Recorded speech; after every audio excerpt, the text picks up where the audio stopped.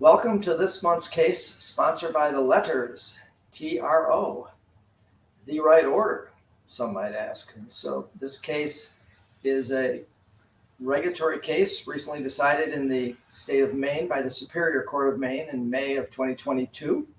And it involved an osteopathic physician who was accused of issuing vaccine exemption letters and failing to maintain appropriate records related to those exemption letters. So this is a COVID-driven, if you will, vaccine exemption issue.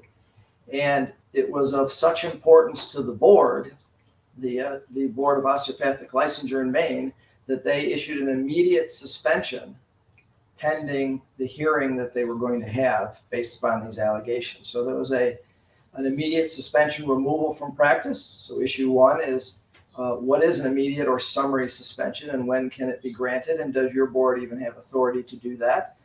Generally, that is based upon the immediate harm to the public that could be had if the suspension is not imposed immediately.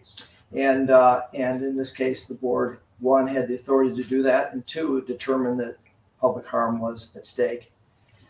They then went to prepare for and had their hearing shortly thereafter. It began, day one of the hearing occurred in April of 2022, and it carried over beyond that April 14th date, and it was continued on to the next date. Well, before they had the hearing in May, the respondent, the osteopathic physician, went into court to seek a temporary restraining order, a TRO. And that temporary restraining order was seeking to stop the board from pursuing the administrative action.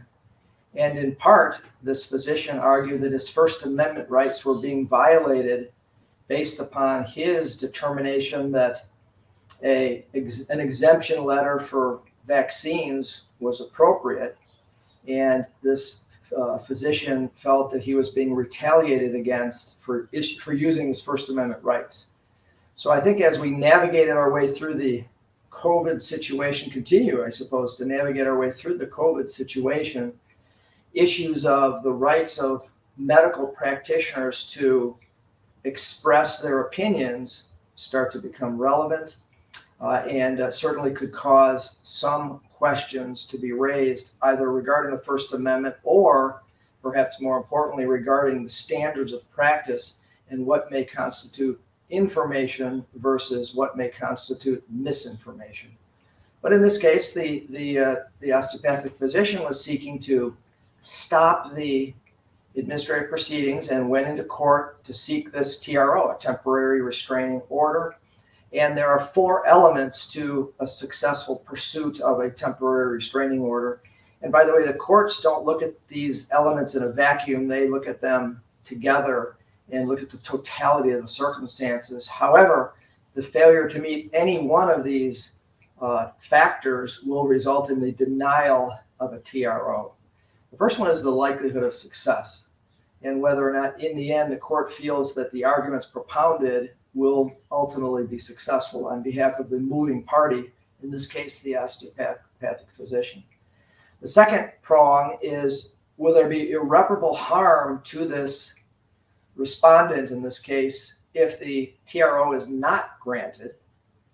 The third prong is, does the injury outweigh the harm in granting the TRO?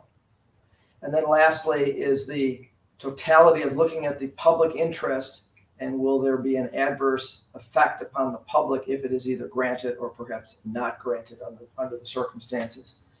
The court in this case, I think, pretty easily resolved the matter against the osteopathic physician, probably in large part on the fact that there was no final order even entered yet. There's no irreparable harm because this physician may be successful in defending himself in the administrative proceeding. Even if he's not successful in defending himself, he has the right to appeal and remedy what may be a wrong if it was decided improperly at the administrative level. And the bottom line in the end here is the public interest of a regulatory structure whereby osteopathic physicians are regulated in the interest of public protection outweighed any other factor that existed. So I think in a relatively easy opinion, the court found that there was no meeting of the four-pronged test. The TRO, or the temporary restraining order, was denied, and the administrative proceeding now will proceed. It is probably still pending as we speak today, but we will certainly keep an eye on the outcome of this case and others. Again, I think it's especially of interest because of the implications of the First Amendment, COVID, information and misinformation. So probably more to come in this case. Again, decided in May of 2022 in Superior Court. And stay tuned for updates on this case and future cases that are relevant to the regulatory community.